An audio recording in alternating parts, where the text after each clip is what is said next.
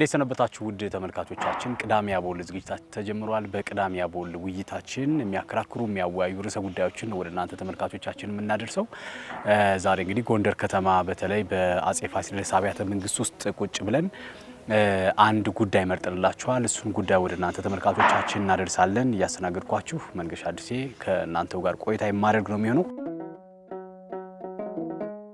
በዛሬው የመረጥነው ርዕሰ ጉዳይ የጎንደር ቀለሞች የሚል ሀሳብ ነው። ቀለም ስንል እንግዲህ ሴቶችን ማንሳት እንችላለንና እነዛ እሴቶች የአንድ ማህበረሰብ ቀለም፣ የአንድ ማህበረሰብ መለያ፣ የአንድ ማህበረሰብ ህይወቱ መኖሩም የሚገለጥበት ናቸው ብለን እናስባለንና ጎንደር ደግሞ ሌላ ቀለም አላት። እንደ ኢትዮጵያ ሲደመር ተመሳሳይ እሴቶች ሊኖሩ ይችላሉ። በጋራ ማሰብ፣ በጋራ መብላት፣ በጋራ መጠጣት፣ በጋራ ሰብሰብ ብሎ መጫወት፣ ሌላም የሥራ ባህላችን ተመሳሳይ፣ አመጋገባችን ተመሳሳይ ሊሆን ይችላል። ነገር ግን ከአንድ ማህበረሰብ ሌላ ማህበረሰብ ውስጥ ስንሄድ ደግሞ መንፈሳዊም ባህላዊም ጉዳይ ሲከወን ሲተገበር ልዩ ልዩ መልክ ይኖረዋልና ጎንደር አካባቢ ከሚገኙ እሴቶች መካከል መለያ የሆኑትን ሀሳቦች አንስተን ከእንግዶች ጋር ቆይታ የምናደርግ ነው የሚሆነው። ከዚህ ሰዓት ጀምሮ አቦል ወደ እናንተ ይደርሳል። አብራችሁን ቆዩ።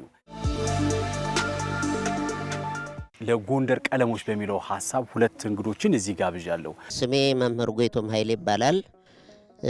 እስካሁን ድረስ በመምህርነት ሙያ ላይ ነው ያለሁት። እኔ መምህር መንበረ ስብሐት ጌቴ እባላለሁ። አመሰግናለሁ። ጋሼ የመጀመሪያ ሀሳቤን ልምጣ። እሴት ለአንድ ማህበረሰብ ምኑ ነው ማለት ይቻላል ጋሼ? እሴት ራሱ የአንድ ማህበረሰብ እና የሀገር የግለሰብም ጭምር መገለጫ ነው። በእሴቱ ወይም ደግሞ በባህሉ በቋንቋው የሰውየው ማንነት በእግረ መንገድ ይታወቃል፣ ይገለጻል። አሁን ለምሳሌ ክርስቲያኑ እንደምን ዋልክ ሲባል እግዚአብሔር ይመስገን ይላል። ሃይማኖቱን ሳንጠይቅ በመለሰው መልስ ማንነቱ እምነቱ ይታወቃል። ስለዚህ እሴት ደግሞ የአንድ ሀገር የአንድ ማህበረሰብ የአንድ ግለሰብ መገለጫም ነው። መምህር ደርሶ ልስጥና እስኪ እንግዲህ የትኛውም እምነት ጋሽ ቅድም እንዳለው እንደምን አልክ ሲባል እግዚአብሔር ይመስገን እንደሚለው ይሄ አንድ እሴት ነው የሚመልስበት፣ ሰላምታ የሚሰጥበት፣ ሰላምታ የሚያቀርብበት። ሐመር አካባቢ ብንሄድ ምናልባት ሰላምታ የሚለዋወጡበት አንድ እሴታቸው ነው። እሱን እሴት አንድ ኢትዮጵያዊ እሴት ነው ብለን እንወስደው እንችላለን። የጎንደር ደግሞ የራሱ ማህበረሰባዊ እሴት አለው፣ ሰላምታ የምንለዋወጥበት። እሴት በአንድ ማህበረሰብ ውስጥ እንዴት ነው የሚገለጠው? ኢትዮጵያ ልሙጥ አይደለችም። ብዙ መልክዓ ገጽ ያለው ሰው አለ ማለት ቅድም ያነሳው ሐመር ስተድ፣ ጋምቤላ ስተድ፣ ቤንሻንጉል ስተድ፣ አፋር ስተድ ስትመጣ በመልክዓ ገጽም ልዩ ልዩ በባህል እሴት ባህል ውስጥ አይደል ያለ በዛም ብዙ መልክዓ ገጽ ነው ያለው። ስለዚህ ብዙ ቀለማት አሏት ማለት ነው። ያ ማለት በየአካባቢው ባህሎች አሉን። ባህሎቹ ሰውን አብረው የሚያኖሩበት እንዴት ይገለጻል ስላልከኝ ነው። አብረው የሚያኖሩበት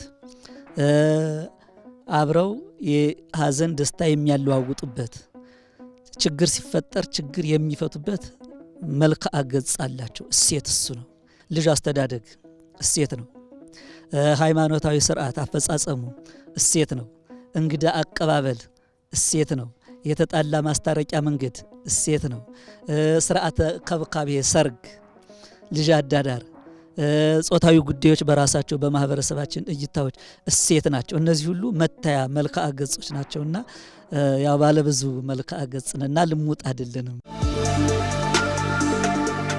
የጎንደርና ከማህበረሰብ በምን እሴቶች ይታወቃል? ከሚገለጥበት አንዱ ዋናው ምንድነው? ባህል አክባሪነቱን፣ በአገር ወዳድነቱን፣ በእምነቱ ጽኑ መሆኑን፣ በእንግዳ ተቀባይነቱ የታወቀ ነው። የሚነገርለት ሀገር ነው። እንዲያውም የጎንደር ውሃ አይሰድም ይባላል አነተረቱ። ያ ማለት ምንድነው? ማህበራዊ ትውፊቱ በጎንደሬነት ስሜቱ በውስጡ እንዲያድር ያደርገዋል። ሰውም ደግሞ በዚህ አይነት መንገድ ነው የሚኖረው። ጎንደር የምትታወቅበት ብዙ ቀለም አላት። በእምነቷም ብትሄድ ብዙ አይነት እምነት አለ። በኦርቶዶክሱም ብትሄድ በሌላውም እምነት ተከታይ ብትሄድ ብዙ አይነት መስተጋብሮች ታያለ። ባለባበስ ደረጃ እኮ አሁን ለምሳሌ የድሮ እናቶች ከመንደር ቡና ሊጠጡ ሲሄዱ ነጠላ ሳይደርቡ አይወጡም። መቀነስ ሳይታጠቁ አይወጡም። ዝልኜን ወጥቼ ነው የሚል።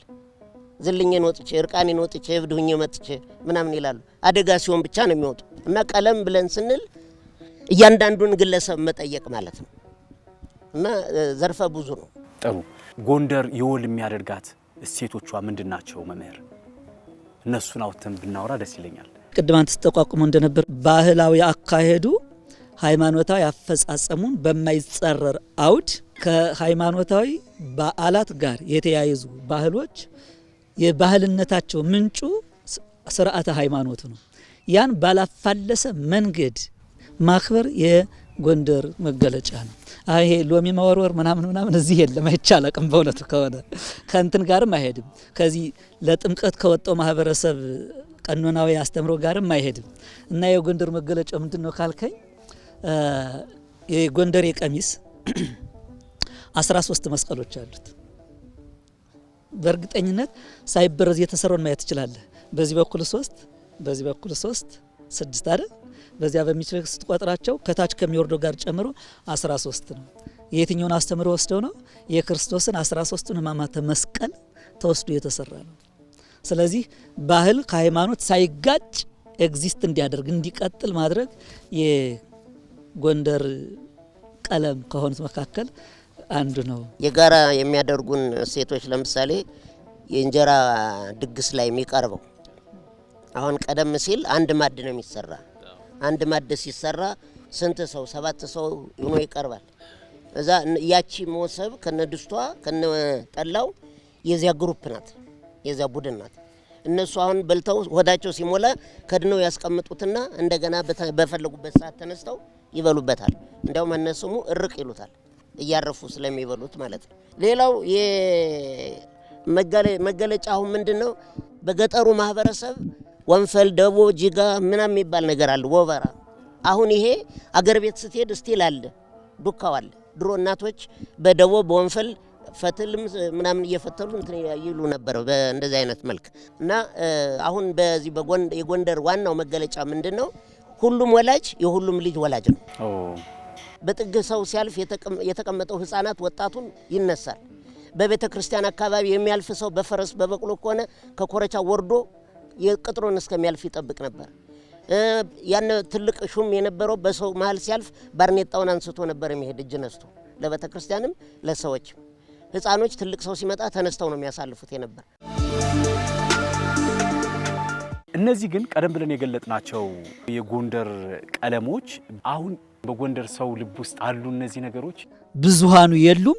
ብዙሃኑን የበላ አውሬ አለ እንጂ ያለበት ክፍል አለ፣ የሌለበት ክፍል ደግሞ ይበዛል። ለምንድን ነው ይህን ጥያቄ ያነሳሁት? ለምሳሌ ዛሬ ጥምቀት ቢሆን አለባበሳችን ስንወስድ አለባበስ በራሱ የአንድ ማህበረሰብ መገለጫው እሴቱ ነው። ቅድም እንዳሉት 13 ምልክቶች አሉበት። 13 መስቀል ካለበት ሕማማተ መስቀሉን እያሰቡ ነው። መስቀሉ እንኳ ባይኖር ሀገረሰብ ልብስ መልበሳችን ራሳችን እንደ አምባሳደር እንቆጥራለን። ለሀገር ማበርከት የሚችለው ነገር ናገር ቀለምን የሚጎዱ ነገሮች ይኖራሉ። እንግዲያ ከሆነማ እንየው ከተባለ እሺ ሳይጠፋኝ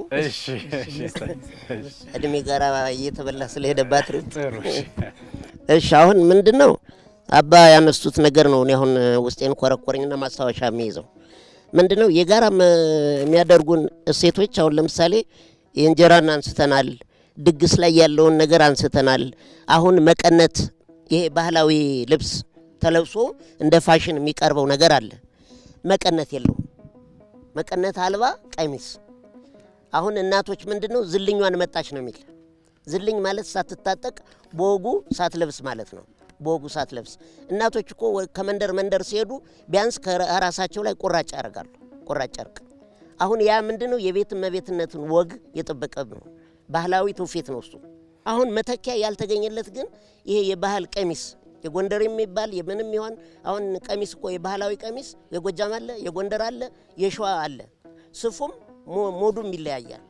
አሁን ይሄ ግን እንደ ፋሽን ሾው ሲታይ ዝልኙን ነው መቀነት የሌለው ከላይ ከትከሻ እስከ እግር ድረስ አንድ አይነት ወጥ ዝም ብሎ የተለቀቀ ነገር ነው እና ይሄ ባህል ላይ የሆነ እንትን ማስገባት ይመስለኛል። ትንሽ የመበረዝ አይነት ስሜት አለው። ምናልባት ግን ጋሼ ባህል በሆነ ዘመን ሊጠፋ ይችላል፣ ግን ደግሞ በአዲስ ሊወለድ ይችላል፣ ሊያድግ ይችላል እና መቃወም ይቻላል። መቃወም አይደለም እኮ አሁን ጥሩ መጥፎ እና በጣም ጥሩ ብለን የምትለው ነገር አለ። አሁን የነበረው ካሁኑ ደረጃ ጋር ሲታይ ወጣቱ ትውልድ ወይም ዘመናዊ ነን ብለው የምናስብ ሰዎች ያንን አለባበስ እንደ ፋሽን እንቆጥረዋለን። እየተበረዘ ከሄደ ወደ የት ነው የሚሄደው? ዝርያው ይጠፋል። አሁን በሃይብሪድ የሆኑ እንስሳት አሉ አይደል? ሃይብሪድ እየሆነ እየተዳቀለ ሲሄድ ይጠፋል። ወደ መጥፋት ነው የሚሄደው። ምክንያቱም አንደኛው ከአንደኛው ጋር ሲሄድ ያወሳቸው ካጠኑት ትምህርት ጋር ይሄዳል እና መጨረሻ ላይ መዳረሻው ምንድነው የሚሆን? መጥፋት ነው። ወደ ኦሪጂኑ እንዲመለስ የማድረግ ስራ ካልተሰራ ጎንደር በቀለሟ ለክት ተቀምጦ ለክት ይገባል አይደል? የክት ልብስ ይባላል። የክት ልብስ ወይ በአመት አንዴ ሁለቴ በበዓላት ቀን ይለበሳል፣ ወይ ደግሞ በማይቀሩ ሃይማኖታዊ መፈጸሚያ ቀናት የሚለበስ ልብስ ነው እና የነበሩት ቀለሞቿ ብዙዎቹ ለክት ተቀምጠዋል። ገና ሙሉ በሙሉ አልጠፉም፣ ደግሞ ግን ወልተው አልወጡም። ይህንን ያዘውና በዛው እያያዝን እንሄድ። የባህል መጥፋት የባህል መፈለግ አለመፈለግ ብቻ አይደለም። ስላነሱት ነው መምሬ። ውጫዊ ጫናዎች አሉ። ሰው ለሌላም እንዲተርፍ መሆን የሚችለው በትምህርት ነው። ለራሱም እንዳይሆን መሆን የሚችለው በትምህርት ነው። ስለዚህ የጎንደሬነት ቀለማት ስርዓተ ትምህርት ውስጥ እንዳሉ እንደሌሉ እርግጠኛ አይደለም። እኔ በተማርኩበት ዘመን አልነበሩም። ስለዚህ የት መጥቶ በቀለሟ ትቀመጥ? የሚኖረው እኮ ሰው ነው። ሰውን ትምህርት ቤት ውስጥ አስገብተህ ካስተማርከው ያን ቀለም ይኖረዋል። ስለዚህ የጎንደር ቀለማት ትምህርት ቤት ውስጥ አሉ ወይ ብለን መጠየቅ ይሻላል ብዬ አስባለሁ። የሌሉት ለዛ ነው። አንድ ነገር ግን አንስቼ ልሂድ። በእውነት እንዲሁ የአቦል ተከታታዮች አቦልን የሚከታተሉ ከሆነ አሁን አቦልን በተግባራዊ አውዱን እየውና የአቦል የቡናው ህብስቱ ይሄ ዳቦ ሊቆርስ የቀረበበት እቃ ምንድን ነው? መሶብ ከሆነ ደስ ይለኛል። ትሪ ከሆነስ? አሁን መሶብ ቨርሰስ ትሪ አንድ 2 ደቂቃ ውስጥ ልናገር። በእውነት ሌማት ከባቲ ጋር እንየው፣ ከትሪ ጋር ይሄ እንጀራ የሚቀርብበት ትሪ ጋር እንየው። ከጥንቱ መገኛው ላይ እንሄድ። ሌማት በአካባቢ ከሚገኙ ግራምጣ፣ አክርማ፣ ሰበዝ፣ የሰሌን እንትን ተሰንጥቆ ከሱ ነው የሚሰራው። ስለዚህ የዶላር ጥያቄ የለውም። በዛ በላይ ደግሞ እነዚህ ሰበዝ፣ ግራምጣ፣ ሰሌን እንዲቀጥሉ ስንፈልግ አካባቢውን እንጠብቀዋለን። ብዝሃ ህይወት ቀጠለ ማለት ነው። ይሄ ምን የሚባለው ማለት ነው? ኢንቫይሮንመንታል ፍሬንድሊ የሚባለው ፖሊሲ አለ ማለት ነው። ትሪስ አንደኛ የሚመጣው ከተቋማት ተሰርቶ ነው። እነዚያ ተቋማት ያን ሲሰሩ ነዳጅ ይጠቀማሉ፣ ኤሌክትሪሲቲ ይጠቀማሉ። ከውጭ የሚመጣ ከሆነ ደግሞ የዶላር ጥያቄም አለው፣ የገንዘብ ጥያቄ፣ የኢኮኖሚ ጥያቄም አለው ማለት ነው። ስለዚህ ከመገኛው ካመጣጡ በራሱ ምንድነው ይህኛው የበለጠ ጠቀሜታ የበላይነት አለው ማለት ነው። ልቀጥልና በአገልግሎት ሰዓቱ ቆለምሻሽ፣ ሌማት ወይም መሶብ ራሱን ችሎ ይቀመጣል። ታቀርብበታለህ፣ ይበላል፣ ይጠጣል። ከዛ ተቀምጦ የተረስቶ የራሱ ቦታ ነው የሚሄድ። ትሪ ግን ምን ይፈልጋል? ወለል ላይ የሚቀመጥ ጠረጴዛ ይፈልጋል። እዚያ ትሪው ላይ ጠረጴዛው ላይ ሆኖ ትመገብበትና ተነስቶ ይሄዳል። ጠረጴዛው ወለል ውስጥ ይቀመጥና የ10 ወር ልጅና የ11 ወር ልጅ መቆም ሲፈልጉ የመጀመሪያ እንቅፋታቸው ወለል ላይ ያለ ጠረጴዛ ነው። እንዲሁም የሚገርም እኮ ነው በእውነት ልጆቻችን ራሱ የተቸገሩት ችግር ማለት ነው። እንቀጥል። ከጤና አንጻር ሌማቱ ከግራምጣ ስለተሰራ ስትመገብ የሆነ ክፍሉ ሟምቶ ከምግብ ጋር ብትወስደው ባዮሎጂካል ኮምፓቲቢሊቲ አለው። አያምም፣ ካንሰር አይሆንም፣ ስርዓተ ነርቭ አያውክም። ከኒኬል ወይም ከብር የተሰራ ኒኬል እንትን ግን ይሄ ሌማት ግን ትሪ ሲታጠብ በሽቦ አይደል የሚታጠብ፣ ሲታጠብ የተጫጫረው በኤሌመንታል ፎርም በጣም ባይን በማይታይ ደረጃ ከምግብ ጋር ብትወስደው ያስተሳሰብ ችግር ያመጣል። ከምንም በላይ ግን አእምሮ ላይ ይጫናል። ያስተሳሰብ ፍጥነት ይቀንሳል። ድድብ ነው። ትምህርት ቤት ባሰራበት አዲስ ሀሳብ ማፈለቅ ላይችል ይችላል ያ ሰው፣ ምክንያቱም ተጎድቷል። የነርቭ ትራንስሚሽን ላይ ችግር አለው። ወደ ዝርዝሩ እንዳርገባ ልለፍና አጨራረሱን እንየው። ሌማት ሲያልቅ ወደ ጓሮ ይጣላል። በ6 ወር ውስጥ ወደ አፈርነት ይቀይርና ለመሬቱ ምርስ ይባላል በአማርኛ፣ ወይም ደግሞ ማዳበሪያ። ይሄ ዳፕና ዩሪያ አላልኩም፣ ማዳበሪያ፣ ተፈጥሯዊ ማዳበሪያ ዘሶኮልድ ኮምፖስት ይሆናል ማለት ነው በ6 ወር ውስጥ። ትሪው ጓሮ ውስጥ ወድቆ ይቅርና የሆነች ነገሩ መሬት ላይ ኑራ ቢወጋን አፈር ጋር ስለማይዋሃድ ምን ይሆናል? ቲታነስ ያመጣል። ከአፈር ጋር ስለማይዋሃድ ደግሞ የአፈሩን ጨውነት ይጨምረዋል የተወሰነ እየሟሟ። ስለዚህ መሬት ተፈጥሮዋን ታጣለች ማለት። ስለዚህ ከዚህ አንጻር እሴታችን አይሻልንም? ስፌት መስፋት፣ ፈትል መፍተል እሴት ነው። ስለዚህ አንድ ወር ሰርቶ በብዙ ዶላር በጣም ጌጣጌጥ ያለው ትሪ ከመግዛት በአንድ ወር ውስጥ 30 ደቂቃ እየፈተሉና እየሰፉ ሌማት መስራት ይሻላል። እና ይሄ ጠፍቶብናል። ከዚህ አንጻር እንድናየ ነው እንዳይበዛ እንጂ ሴትነት አሁን ንግስቲቱ ዶሮ መበለት ሞያዋ እንደነበረ ይነገራል። ለምንድን ነው? ለባሌ ነው አይደል? ለባሌ ሰው የሰራው አላቀርብም ሸም አይደል? ያሳፍራል። እንዴት ሚስት እያለችው ሌላ ሰው የሰራው ወጥ ይበላል? በተወሰነ በልዩ እንግድነት ካልሆነ በስተቀር ቤቴ ውስጥ ለምን ነው እኮ ሞራሉን አስበዋል። የማለት ፍቅሩን የበለጠ ለማሳደግ ክብሩን የበለጠ ለመግለጽ የተወሰደ እንትን ነው። እና እባካችሁ ለባሎቻችሁ ክብር ሲባል ወጥ መስራት ተማሩ ሴት ለማለት ነው። አዎ ሌላው ግን ማንነት ይሄ ቀለም ለሰረሞኒ ብቻ መዋሉ ጎድቶናል። በቃ የለም ብለን እንዳንምል ያደረገን በሰረሞኒ በዚህ በስርዓታዊ በሆነ ነገር ስለምናየው ነው አይደለም። ግን ያ እስከመቼ የኛ ያለባበስ ስርዓቶች በእውነት የስራ የሚሆኑበት አውድ የለም ወይ?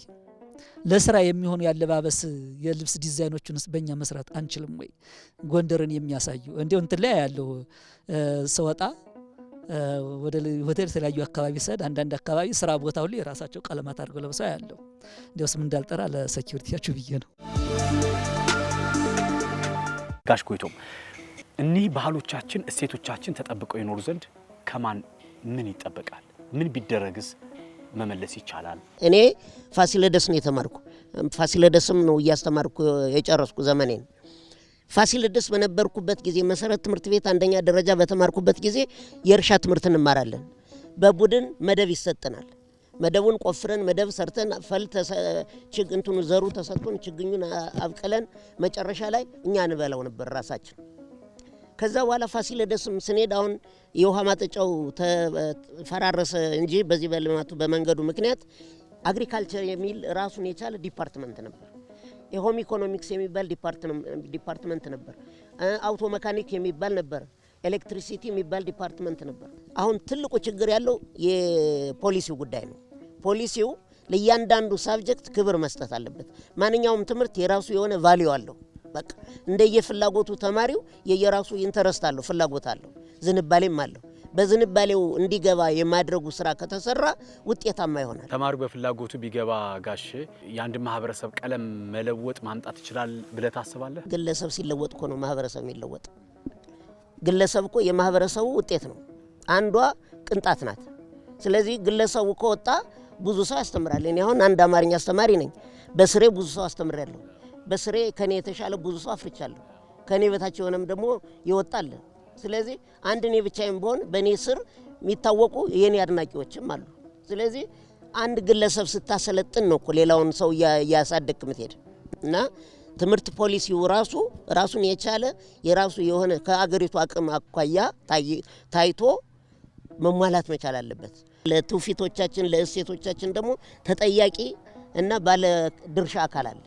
ያ ባለ ድርሻ አካል ምን ያህል ሰርቻለሁ ብሎ ራሱን መጠየቅ አለበት እና እንደኔ አሁን በዚህ በእሴቶች ዙሪያ ማህበረሰቡ የራሱ ድርሻ አለው፣ ወጣቱ የራሱ ድርሻ አለው፣ መንግስት የራሱ ድርሻ አለው፣ የእምነት ተቋማት የራሳቸው ድርሻ አላቸው። ሁሉም በየዘርፋቸው እጅ ለእጅ ተያይዘው አንደኛው ያንደኛውን ሳይገፋ አንደኛው ባንደኛው ሳይስቅ ተግባብቶ ተከባብሮ ሲኖር ነው ትውፊቱም መንግስቱም ማህበረሰቡን በሰላም የሚኖር።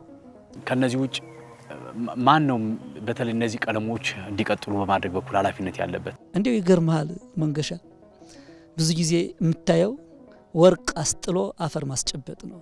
ይሄ ዓለም የምትከተለው ስትራቴጂ ነው። ያንተን ወርቅ ታስጥልህና የእሷን ብር አመታ ትሰጥሃለች። ከትላንት በስቲያ አይደል ከዘመነ ጎንደር የወረስናቸው አሉ፣ ከዘመነ ዛጉ የወረስናቸው አሉ፣ ከዘመነ አክሱም የወረስናቸው ወርቃማ ዘመን ያልሻራቸው አባቶቻችን በትምህርት አዋቂዎች የመቼም መማርና ማወቅ የተለያዩ ነገር ናቸው። ዝምድና ቢኖራቸው ማለት በስራ ታታሪዎች፣ በሀብት ባለጸጋዎች፣ በአስተሳሰብ ባለምጡቅ አእምሮዎች ናቸው። ያን ወርሰናል። ትላንት ግን በመካከል ስብራት ተፈጥሯል። ለስብራት መፈጠሩ ትምህርት አንዱ ነው። በ1835 እንደ ፈረንጆቹ አቆጣጠር የካቲት 2 ቀን ለንደን ውስጥ በነበረው ፓርላማ ሎርድ ማኩላይ የተባሉ ክቡር የፓርላማ አባል የተናገሩትን አንድ አንቀጽ ተናግሬ ልቀጥል ወደሚሄደው ምንድን ያሉት እሳቸው አፍሪካን ከዳር እስከ ዳር ዙሬ ተንቀሳቅሼ አይቻታለሁ። ከአፍሪካ ሀገራት መካከል ድሃ የሌለባት ሌባ የሌለባት አስበዋል አይደል? ምንም አይነት ሌባ ድሃ የሌለባት ምጡቅ ያስተሳሰብ አቅም ያላቸው ቋሚ ባህል ስርዓተ መንግስት ያላት ሀገር አንዲት ኢትዮጵያን አይቻለሁ። ለዚህ ጥንካሬዋ ምንጩ ጥንታዊው ስርዓተ ትምህርት ነው። ለቁሳዊም ለመንፈሳዊም ጥንካሬዋ ጥንታዊ ስርዓተ ትምህርት ነው። አስባችሁታል? 1835 ማለት እኛ በዘመነ መሳፍንት ውስጥ ነበር፣ እርስ በርሳችን እየተላለቅን ነው። ሰዎቹ ስለኛ ይሄን ያወሩ ነበር፣ እኛ ደግሞ እንዲያ ነው። አሁን ከዛ ነፃ ነው የሚለው ለሌላ ጊዜ ሆነ ማለት ነው። ይቀጥሉና ምን ያለው እሳቸው ስርዓተ ትምህርቱን ይህን ጥንታዊ ስርዓተ ትምህርት ካልሰበርን በስተቀር ኢትዮጵያን አናገኛትም፣ አንገዛትም ይሉና ስለዚህ እኛ የምንገዛት የምናስተዳድራት የምንፈልገውን አይነት ሐሳብ የምትከተል ሀገር ትሆን ዘንድ ጥንታዊ ስርዓተ ትምህርቷን በእኛ ስርዓተ ትምህርት እንድንተካ ስል ሐሳብ አቀርባለሁ ይላል። ምክር ቤት ስለሆነ ሐሳቡ ክብር ያለው ነው። ይሄ በ18 ስንት ነው? 35 ዓመተ ምህረት በ140 ዓመቱ የኛ ሀገር ስርዓተ ትምህርት በእንግሊዝ ስክሪን መነጽር ስር ነበር። በ10ኛ ክፍል እንዲጨርስ ተደረገው። የመምህራን ስልጠና፣ የደመወዝ ማሻሻያ፣ የአንዳንድ ጉዳዮች የሚጨምሩን የሚሰጡን እነማን ነበሩ? እነ ረስቼ ካልሆነ በዚያ ዘመን የነበረውን ጠቅላይ ሚኒስትር ዴቪድ ካሜሮን፣ ረስቼ ካልሆነ አስተካክሉኝ። ብቻ የእንግሊዝ ጠቅላይ ሚኒስትር ከኛ ሀገር መሪዎች ጋር ተባብለው ስርዓተ ትምህርት በዚያ ተተካ። ዚያላ ጥያቄ ምርጫ ብቻ ሆነ። 10ኛ ክፍል መጨረስ መጣ። አስበዋል መንገሻ 10ኛ ክፍል እየጨረሰ ልጅ 17 ዓመቱ ነው፣ 16 ዓመቱ ነው፣ 18 ዓመቱ ነው። ገና ወደቅ ሲባል ነው ሰውነቱን የሚያጣው።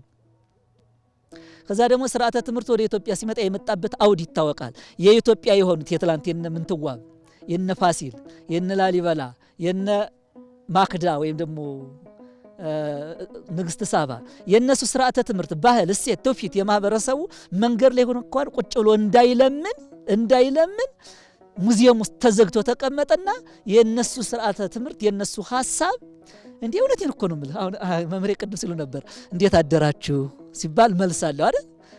ክርስቲያን ከሆነ እግዚአብሔር ይመስገን ይላል አይደል? ሙስሊም ከሆነ ደግሞ አልሐምዱሊላህ አይደል? አሰላሙ አለይኩም ወአለይኩም ሰላም ይላል አይደል?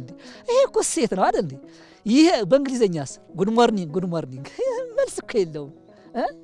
ተረድቶኛል አይደል? ስለዚህ እነዚህ ማህበረሰብ ሴቶቻችን ሙዚየም ውስጥ እንዲዘጉ ተደረጉና ትምህርት ቤት ውስጥ በመምህር በቾክ እንድትወክ በፕላዝማ ታጅቦ የነሱ ትምህርት ጠጣ ነው በላ ነው። ከዛ ያን ገሳን ምን ይደረግ? ስለዚህ እላችኋለሁ የአቦል ተከታታዮች ልጆቻችን ሰው መሆን ካለባቸው የኛ ባህሎች፣ የኛ ሃይማኖቶች፣ የኛ እሴቶች፣ የኛ ትውፊቶች የስርዓተ ትምህርትና የስርዓተ መንግስት ምንጭ እንዲሆኑ እንስራ። ሁላችን ይሄ ለመንግስት ለፓርቲ ለሆኑ ሰዎች የሚሰጣድን ሁላችን እንስራ። ከዛ ይሄ ሆነ ማለት ነው። የባህል ሰዎች ሽማግሌዎች እንዲያው ቁጭ ብሎ ሲያገኛችሁ ልጆች እንዴት ዋላችሁ ብላችሁ ተረት ነግራችኋቸው ምሳሌ ነግራችኋቸው እለፉ። ዝም ብላችሁ እንደዚህ ዘመን ትውልድ አይነሳም እንዴ ሳትሉ እኛ ስናድግ እንደዚህ ነበር እንደዚያ ተመርቀን ያሁን 100 ዓመቴ ነው እድሜ ይረዝማል እናንተ እድሜያችሁን እንዲረዝም ሽማግሌ አክብሩ ብላችሁ አስተምሩ። ትምህርት ቤት የሚመጣው እዛ በኋላ ነው። ትምህርት ቤት ምክንያቱም አንድ ህፃን ትምህርት ቤት የሚገባው በአማካይ 7 ዓመት 6 ዓመት ነው። ትምህርት በደንብ የኔው የሚማረው እዛ በኋላ ነው። እስከዚያ ድረስ ግን የሃይማኖት ተቋማት አግኝተውታል፣ ቤተሰብ አግኝቶታል፣ ጎረቤት አግኝቶታል፣ ሽማግሌ አግኝቶታል፣ በባህል አፈጻጸም ውሎ አድሯል። ያ ስለዚህ ከዚያ ቀጥሎ ነው እንግዲህ መንግስት በጠቅላላ የሚደርሰው ማለት ነው። የሆነ ሁኖ ግን እመለስና ወደ ቤት ውስጥ ልጆቻችሁ ጋር አምሹ፣ ልጆቻችሁ ጋር አርፍዱ፣ ልጆቻችሁ ጋር ጊዜ በጀት መድቡ፣ ብር ብቻ ሳይሆን ለማለት ነው። አመሰግናለሁ። ከማይዳሰሱ ሀሳቦቻችን፣ እሴቶቻችን፣ ታላቅነታችን ከምንገልጥባቸው ነገሮች መካከል አንዱ ኢትዮጵያዊ ቀለም አለ፣ ተመሳሳይ የወል የሚያደርገን። ጎንደር ደግሞ የራሷ ቀለም አላትና በነዛ ቀለሞቿ በኩል በተለይ ጎንደር ቀለሟ አለቃለች አለቀቀችም፣ ለቃም ከሆነስ ከማን ምን ይጠበቃል የሚል ሀሳብ ነበር አንስተን ወደ እናንተ ተመልካቾቻችን ያደረስን። አብራችሁን ስለቆያችሁ በጣም አመሰግናለሁ። እንግዶቼ ስለነበረን ጥሩ ቆይታ በእውነት የማይጠገቡ ሀሳቦች ናቸው ጋሽ ጎይቶም መምህርም ያቀረቡና ቁጭ ብለን ብንሰማቸው እንኳን ብዙ ሀሳቦችን መረዳት እንችላለን። አክብራችሁኝ ስለመጣችሁ በቅዳሜ አቦል ስም እጅግ በጣም አመሰግናችኋለሁ። መልካም የተወዳጅ ተመልካቾቻችን፣ ሳምንት ደግሞ በሌላ የአቦል መርሃ ግብር አዲስ ጉዳይ አዲስ ሀሳብ ይዘን እንመጣለን። እስከ ሳምንት ፍቅር አይለየን። ጤና ይስጥልኝ።